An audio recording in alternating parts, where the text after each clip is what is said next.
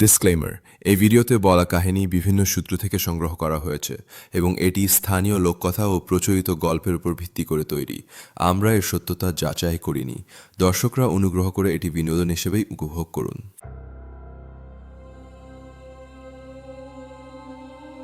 আজকের এই বিশেষ গভীর আলোচনায় সবাইকে স্বাগত জানাচ্ছি।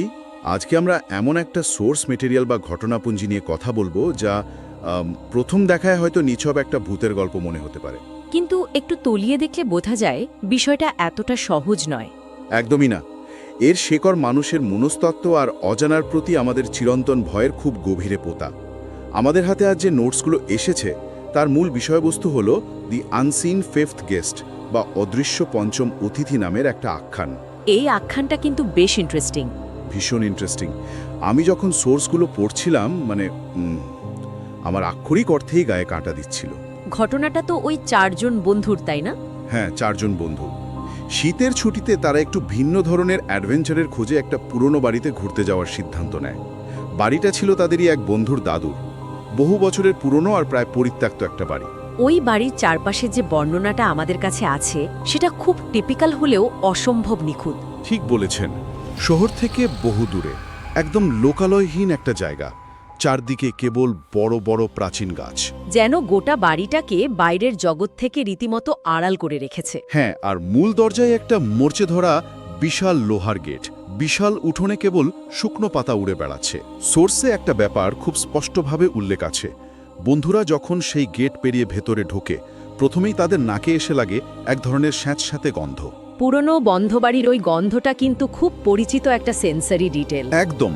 আর তার চেয়েও অদ্ভুত ছিল সেখানকার নীরবতা। এই নীরবতা যেন খুব স্বাভাবিক কোনো নিস্তব্ধতা নয়, বরং এক অদ্ভুত অপেক্ষামান নীরবতা, যেন বাড়িটা দীর্ঘকাল ধরে কারো আসার অপেক্ষায় প্রহর গুনছিল। দেখুন, পরিবেশের এই বর্ণনার পেছনে কিন্তু একটা দারুণ সাইকোলজিক্যাল কারণ আছে। এটা শুধুই ভৌতিক আবহ তৈরির জন্য নয়। আচ্ছা। যখন মানুষ তাদের পরিচিত এবং নিরাপদ পরিবেশ থেকে সম্পূর্ণ বিচ্ছিন্ন হয়ে এমন কোনো নির্জন স্থানে গিয়ে পৌঁছায়, তখন মানুষের মস্তিষ্কে স্বয়ংক্রিয়ভাবে এক ধরনের মনস্তাত্ত্বিক চাপ তৈরি হয়, যাকে আমরা কগনিটিভ স্ট্রেস বলি। মানে নতুন পরিবেশের সাথে মানিয়ে নেওয়ার যে চাপটা। হ্যাঁ, আমাদের মস্তিষ্ক সবসময় চারপাশের পরিবেশ থেকে তথ্য সংগ্রহ করে আমাদের নিরাপত্তার বিষয়টা নিশ্চিত করতে চায়। কিন্তু শহর থেকে বহু দূরের ওই পরিত্যক্ত বাড়ি বা স্যাঁতস্যাঁতে গন্ধ আর ওই যে অস্বাভাবিক নীরবতার কথা বললেন, এগুলো মস্তিষ্কের সেই স্বাভাবিক তথ্য প্রক্রিয়াজাতকরণে বাধা দেয়। মস্তিষ্ক তখন অতিরিক্ত সতর্ক হয়ে ওঠে, কারণ সে জানে না এই নতুন এবং অজানা পরিবেশে কী ধরনের বিপদ লুকিয়ে থাকতে পারে। তখন হয়তো সামান্যতম শব্দ বা ছায়াও অনেক বড় বিপদের সংকেত হিসেবে মনে হতে শুরু করে। ঠিক তাই, এটি মানুষের টিকে থাকার এক ধরনের আদিম প্রবৃত্তি বা সার্ভাইভাল ইনস্টিংক্ট। আচ্ছা, চলুন বিষয়টা একটু বিস্তারিতভাবে খুলে দেখা যাক। আমি সোর্স মেটেরিয়াল ঘাঁটতে গিয়ে দেখলাম বন্ধুরা কিন্তু প্রথম দিকে এই অস্বস্তিকর পরিবেশটাকে সেভাবে গায়ে মাখেনি। তারা তো নিজেদের মতো করে মজা করছিল। হ্যাঁ, চারপাশের ওই ছমছমে পরিবেশটাকে একটা রোমাঞ্চকর অ্যাডভেঞ্চার হিসেবেই নিয়েছিল তারা। রাতের বেলা মোবাইলে টর্চ চালিয়ে তারা যখন ওই পুরনো বাড়ির এদিক সেদিক এক্সপ্লোর করছিল, তখন তারা একটা পুরনো কাঠের সিঁড়ি বেয়ে দোতলায় ওঠার সিদ্ধান্ত নেয়। ওই সিঁড়ি দিয়ে ওঠার সময় প্রতিটি পদক্ষেপে কড়কড় শব্দ হচ্ছিল। একদম। নোটে বলা আছে, নিস্তব্ধতার মধ্যে ওই শব্দটা বেশ জোরেই প্রতিধ্বনিত হচ্ছিল। তো দোতলায় উঠে ড্রয়িং রুমে ঢোকার পর তাদের প্রথম নজরে আসে দেওয়ালে ঝোলানো কিছু পুরনো ফ্রেমের ছবি। ছবিগুলোর ওপরের কাঁচ বহুদিনের অযত্নে ফেটে গেছে। আর ঠিক সেখানেই প্রথম অদ্ভুত বিষয়টা তারা খেয়াল করে, তাই তো? হ্যাঁ, একটা বড় গ্রুপ ছবিতে যেখানে পরিবারের সব সদস্যদের একসাথে দেখা যাচ্ছে, ঠিক তাদের পাশে এমন একজন অচেনা মানুষ দাঁড়িয়ে আছে যার মুখ একদম অস্পষ্ট। অথচ ট্রিপে আসাটা আগে বন্ধুর দাদু কিন্তু তাদের স্পষ্টভাবে জানিয়েছিলেন যে ওই ড্রয়িং রুমের গ্রুপ ছবিতে কেবল পরিবারের সদস্যরাই ছিলেন। ঠিক, বাইরের কোনো অতিথি বা অন্য কেউ নয়। এখানে সবচেয়ে কৌতূহলোদ্দীপক বিষয়টা হলো মানুষের মস্তিষ্ক কিভাবে এই ধরনের অসঙ্গতিগুলোর সাথে মোকাবেলা করে। মানে ওই যে বাইরের কারো থাকার কথা নয়, অথচ সেখানে একজন অস্পষ্ট মুখের মানুষ। একদম, এটা একটা খুব স্পষ্ট অসঙ্গতি বা অ্যানামালি। কিন্তু মজার ব্যাপার হলো, সোর্স অনুযায়ী বন্ধুরা বিষয়টা দেখে আতঙ্কিত হওয়ার বদলে সেটাকে হালকা মজা ভেবে উড়িয়ে দিয়েছিল। তারা হয়তো ভয় পেয়েছিল কিন্তু মানতে চায়নি। ঠিক এটাই। এটি মূলত অজানার ভয়ের বিরুদ্ধে মানুষের একটি প্রাথমিক প্রতিরক্ষামূলক ব্যবস্থা, যাকে আমরা সাইকোলজিতে ডিফেন্স মেকানিজম বলি। যখন আমরা এমন কিছুর মুখোমুখি হই যা আমাদের যুক্তি বা স্বাভাবিক বিশ্বাসের সাথে মেলে না, তখন আমাদের মন প্রথমে সেটাকে অস্বীকার করতে চায়। কারণ সেই অসঙ্গতিটাকে সত্যি বলে মেনে নেওয়ার অর্থ হল নিজের নিরাপদ গণ্ডি ভেঙে এক অজানা বিপদের অস্তিত্বকে স্বীকার করে নেওয়া। একদম নিখুঁত বলেছেন। তাই মস্তিষ্ক খুব দ্রুত সেটাকে মজা বা আলোর কারসাজি হিসেবে লেবেল করে নিজেকে শান্ত রাখার চেষ্টা করে। এই 4 বন্ধুর ক্ষেত্রেও ঠিক সেটাই ঘটেছিল। তারা পরিস্থিতিটাকে লঘু করে দেখার চেষ্টা করেছিল। কিন্তু সত্যি বলতে কি, মস্তিষ্ক তো আর জোর করে বেশিক্ষণ একটা মিথ্যা সান্ত্বনা দিয়ে পরিস্থিতি সামাল দিতে পারে না। রাত যত বাড়তে থাকে, পরিবেশের অদ্ভুত প্রভাব তাদের ওপর ততটাই চিপে বসতে শুরু করে। পরিবেশটা আরও বেশি থমথমে হয়ে ওঠে। ঠিক এখানেই বিষয়টা সবচেয়ে বেশি চমকপ্রদ হয়ে ওঠে। তারা যখন সিদ্ধান্ত নেয় যে পরিস্থিতিটাকে আরও রোমাঞ্চকর করতে তারা নিজেরাই একটা হরর এক্সপ্লোরেশন ভিডিও বানাবে, তখন থেকে ঘটনা পুরোপুরি অন্যদিকে মোড়ে নেয়। সোর্সের বর্ণনা অনুযায়ী ক্যামেরা অন করে তারা একে অপরকে ভয় দেখাতে শুরু করে। হ্যাঁ, কিন্তু ভিডিও রেকর্ড করার সময় হঠাৎ পেছনের লম্বা করিডোর থেকে একটা শব্দ আসতে শুরু করে। খুব হালকা পায়ের শব্দ, যেন কেউ খালি পায়ে ধীরে ধীরে হাঁটছে। প্রথমটায় তারা নিজেদের মনকে বোঝানোর চেষ্টা করেছিল এই বলে যে হয়তো পুরনো বাড়িতে ইঁদুর বা বিড়াল দৌড়াচ্ছে। কিন্তু শব্দটা একবার থেমে গিয়ে আবার শুরু হয়। আর এবার মনে হচ্ছিল যেন শব্দটা তাদের আরও কাছে চলে আসছে। একজন সাহস করে টর্চ জ্বালিয়ে করিডোরে আলো ফেলে। কিন্তু সেখানে তো কেউ ছিল না। কেউ ছিল না। আর সবচেয়ে অদ্ভুত ব্যাপার হলো, ঠিক সেই মুহূর্তে চারপাশের বাতাস এতটাই ঠান্ডা হয়ে যায় যে তাদের নিজেদের নিঃশ্বাস পর্যন্ত বাতাসে ধোঁয়ার মতো স্পষ্ট দেখা যাচ্ছিল। এটা কিন্তু খুব ভাইটাল একটা পয়েন্ট। হ্যাঁ, আর এর ঠিক পরেই একজন বন্ধু হঠাৎ শিউরে ওঠে এবং বলে যে সে তার কাঁধে কারো খুব হালকা একটা স্পর্শ অনুভব করেছে।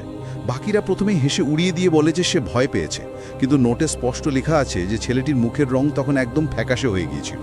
এই পর্যায়টি পুরো আখ্যানের একটি অত্যন্ত গুরুত্বপূর্ণ মোড়।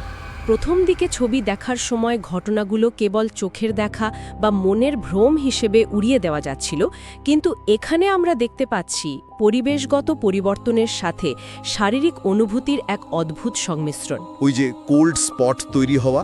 হ্যাঁ, প্যারানর্মাল ইনভেস্টিগেটররা যাকে কোল্ড স্পট বলেন। বিজ্ঞানের ভাষায় হয়তো হঠাৎ করে পরিবেশের তাপমাত্রা কমে যাওয়ার একটা ব্যাখ্যা বের করা সম্ভব, হয়তো কোনো ড্রাফট বা অন্য কিছু। কিন্তু ওই পরিস্থিতিতে মানুষের মন তো আর বিজ্ঞান নিয়ে ভাবে না। তার সাথে যখন ওই স্পর্শর ব্যাপারটা যোগ হলো, একদম একজন নির্দিষ্ট মানুষের কাঁধে স্পর্শ অনুভবের বিষয়টি প্রমাণ করে যে ঘটনাটি আর নিছক মনস্তাত্ত্বিক স্তরে আটকে নেই। মস্তিষ্ক হয়তো অনেক কিছুকে দৃষ্টিভ্রম বলে উড়িয়ে দিতে পারে, কিন্তু ত্বকের ওপর কোনো কিছুর শীতল স্পর্শ বা চোখের সামনে নিজের নিঃশ্বাস ধোঁয়ার মতো দেখতে পাওয়ার মতো আক্ষরিক ভৌত পরিবর্তনকে মস্তিষ্ক আর অস্বীকার করতে পারে না।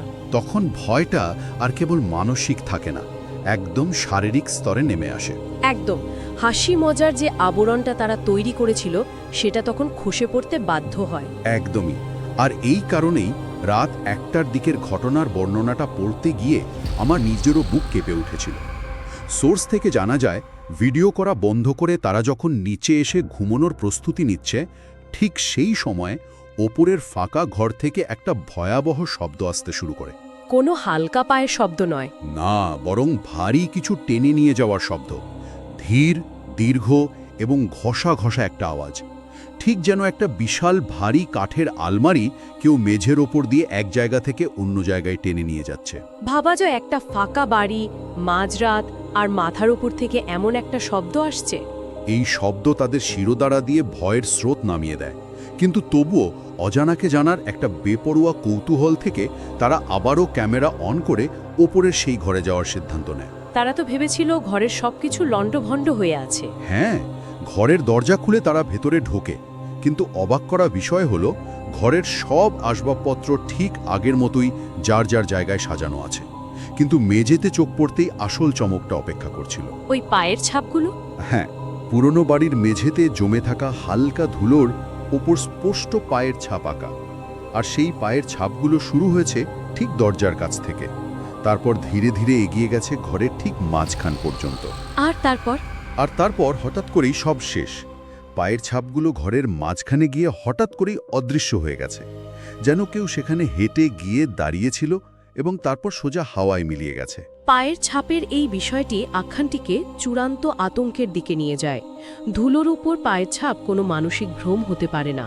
এটি এমন একটা প্রমাণ যা কোনোভাবেই অস্বীকার করার উপায় নেই। কারণ কেউ যদি হেঁটে যায় তবে তার পায়ের ছাপ কোনো একটা গন্তব্যে গিয়ে শেষ হবে বা অন্তত ফিরে আসবে। একদম। কিন্তু মাঝপথে শূন্যে মিলিয়ে যাওয়ার কোনো যৌক্তিক ব্যাখ্যা ওই মুহূর্তে তাদের কাছে ছিল না। জানেন তো, এই শূন্যতা বা অসম্পূর্ণতাই মানুষের মনকে সবচেয়ে বেশি ভয় দেখায়। যা আমরা দেখতে পাই না, অথচ তার উপস্থিতি অনুভব করি। ঠিক, বা তার রেখে যাওয়া প্রমাণ দেখতে পাই। সে অদৃশ্য অস্তিত্ব আমাদের পরিচিত বাস্তবতার সমস্ত নিয়মকে ভেঙে চুরমার করে দেয়। মানুষের মন সবসময় একটা লজিক্যাল কনক্লুশন খোঁজে। যখন সেটা পাওয়া যায় না, তখন প্যানিক শুরু হয়। এই কারণেই তারা আর সেখানে বেশিক্ষণ দাঁড়ানোর সাহস পায়নি। সোর্স মেটেরিয়ালে নিশ্চিতভাবে লেখা আছে যে রাতভর তাদের আর কারোর চোখের পাতা এক হয়নি। হওয়ার কথা না। সেই ঘুমহীন রাতের পর পরদিন সকালে যখন তারা একটু ধাতস্থ হলো, তখন তারা সিদ্ধান্ত নিল আগের রাতের ভিডিও ফুটেজটা চেক করার। তারা দেখতে চাইছিল ক্যামেরায় আসলে কি রেকর্ড হয়েছে। প্রথমে ভিডিওতে তো সব স্বাভাবিকই লাগছিল। হ্যাঁ, তাদের নিজেদের হাসাহাসি, টর্চের আলো এদিক ওদিক ঘোরা, ফাঁকা করিডোর, সবকিছুই সাধারণ মনে হচ্ছিল। কিন্তু ভিডিওর একটা জায়গায় এসে ফ্রেমে এমন কিছু ধরা পড়ে যা তাদের রক্ত জল করে দেওয়ার জন্য যথেষ্ট ছিল। ওই পঞ্চম অতিথি। হ্যাঁ, ঘরের দরজার পাশে একজন অতিরিক্ত মানুষ দাঁড়িয়ে আছে। আমরা যদি বিষয়টিকে একটু বিস্তৃত প্রেক্ষাপটে দেখি, মানুষের চোখ অনেক সময় পারিপার্শ্বিক অনেক কিছু এড়িয়ে যায়। আমাদের দৃষ্টির একটা নির্দিষ্ট ফোকাস থাকে, আর সেই ফোকাসের বাইরের অনেক তথ্যই মস্তিষ্ক অপ্রয়োজনীয় ভেবে ফিল্টার করে বাদ দিয়ে দেয়। ব্যাপারটা অনেকটা সেরকম যখন আমরা ভিড়ের মধ্যে কোনো ছবি তুলি আর পরে গ্যালারিতে জুম করে দেখি ব্যাকগ্রাউন্ডে এমন কেউ অদ্ভুত মুখ করে দাঁড়িয়ে আছে যাকে আমরা ছবি তোলার সময় খেয়ালই করিনি। দারুণ একটা উদাহরণ দিয়েছেন। আমাদের ব্রেন কগনিটিভ লোড কমানোর জন্য অপ্রয়োজনীয় জিনিস ফিল্টার করে দেয়, কিন্তু লেন্স তো আর সেটা করে না। ক্যামেরা তো সব রেকর্ড করে। একদম। ক্যামেরা কোনো আবেগ, ভয় বা ক্লান্তি দ্বারা চালিত হয় না। লেন্সের সামনে যা থাকে সে ঠিক সেটাই রেকর্ড করে। এই আখ্যানে ক্যামেরা সেই অদৃশ্য জগতের একটি নিখুঁত এবং নিরপেক্ষ পর্যবেক্ষক হিসেবে কাজ করেছে। আর ক্যামেরা যা দেখিয়েছিল তা সত্যি শিউরে ওঠার মতো। ভিডিওতে দেখা সেই পঞ্চম অতিথি বা অতিরিক্ত মানুষটি ছিল অস্বাভাবিক রকমের লম্বা এবং অত্যন্ত রোগা। সোর্সের বর্ণনা অনুযায়ী তার চোখে মুখে কোনো ধরনের অভিব্যক্তি ছিল না। পুরো মুখমণ্ডলটা যেন পাথর দিয়ে তৈরি। আর চোখ দুটো? হ্যাঁ, সবচেয়ে ভয়ঙ্কর ছিল তার চোখ দুটো। অস্বাভাবিক রকমের কালো, যেন চোখের ভেতরে কোনো মনি নেই, পুরোটাই অন্ধকার। সে একদম স্থির হয়ে দাঁড়িয়ে তাদের দিকেই তাকিয়েছিল। অথচ যে মুহূর্তে ওই ভিডিওটা রেকর্ড করা হচ্ছিল তখন ওই ঘরে তারা চারজন ছাড়া আর কেউ ছিল না। বন্ধুরা নিশ্চয়ই বিশ্বাসই করতে পারছিল না। তাই তো তারা ভিডিওটা বারবার রিওয়াইন্ড করে দেখতে শুরু করে। আর যতবার তারা ফুটেজটা দেখছিল, নতুন নতুন আতঙ্কের স্তর যেন তাদের সামনে উন্মোচিত হচ্ছিল। তারা খেয়াল করে যে ওই মানুষটি এক জায়গায় স্থির হয়ে নেই।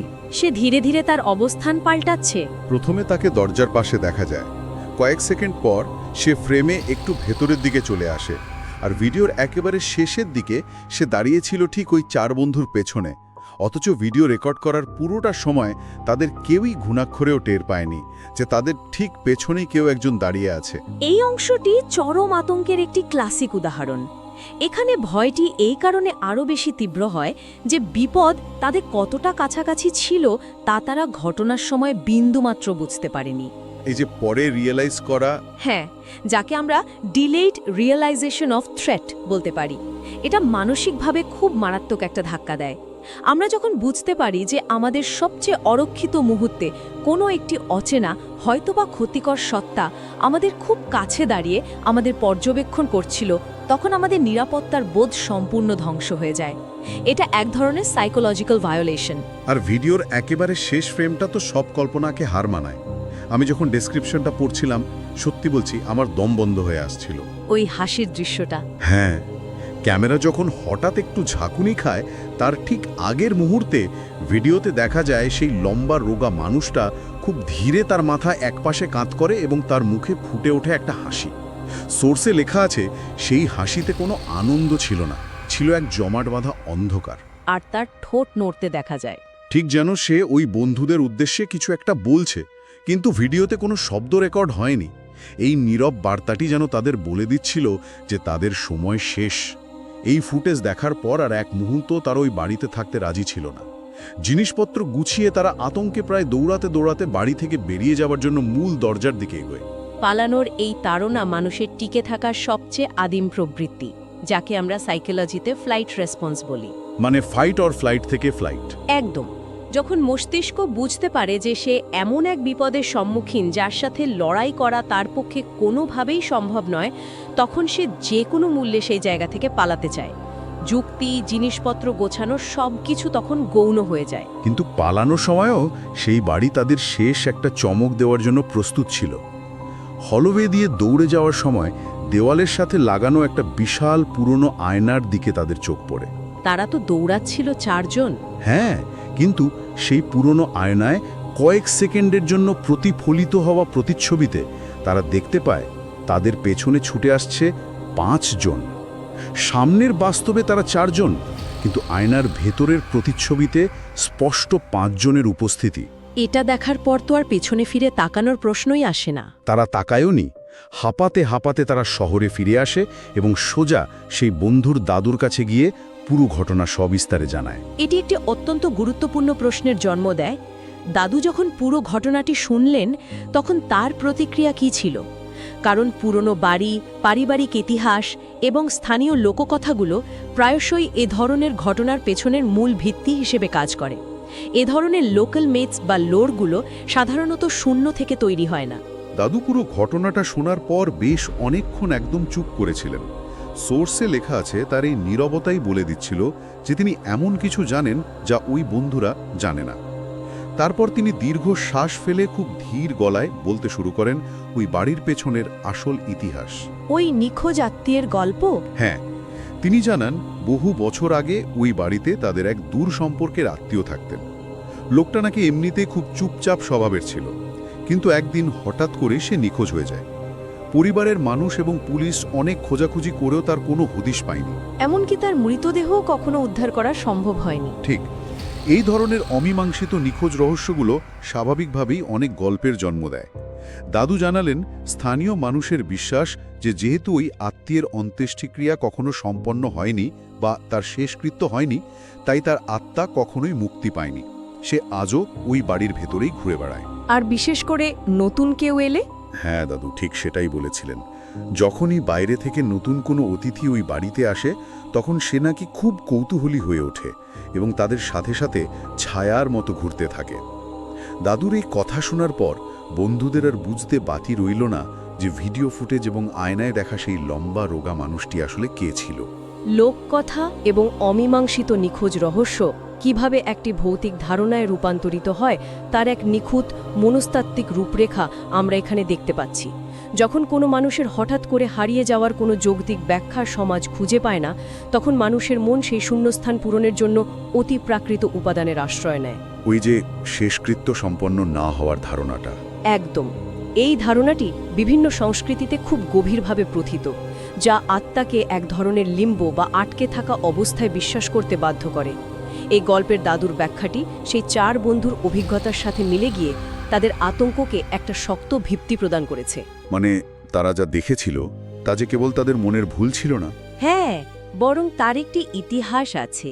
এই সত্যটি জানার পর ভয়টি আর ক্ষণস্থায়ী থাকে না, তা জীবনের একটি স্থায়ী মানসিক ক্ষতে বা ট্রমাতে পরিণত হয়। তাহলে এই সবকিছুর প্রকৃত অর্থ কি দাঁড়াচ্ছে? 4 জন বন্ধুর একটি সাধারণ মজার শীতের ট্রিপ, যা শুরু হয়েছিল হাসি ঠাট্টা আর রোমাঞ্চের খোঁজে, তা শেষ হলো চরম আতঙ্কের এক বাস্তবতায়। তারা গিয়েছিল 4 জন, কিন্তু পুরোটা সময়ে আসলে তারা 4 জন ছিল না, ছিল 5 জন। এই আখ্যান আমাদের চেনা বাস্তবতার ভিত্তিকেই নাড়িয়ে দেয়। ঠিক বলেছেন। যারা শুনছেন তাদের মনে প্রশ্নটা আসতেই পারে যে এই ধরনের শিহরণ জাগানো ঘটনা আমাদের কেন এত বেশি আকর্ষণ করে, আবার একই সাথে এত গভীরে গিয়ে নাড়িয়ে দেয়।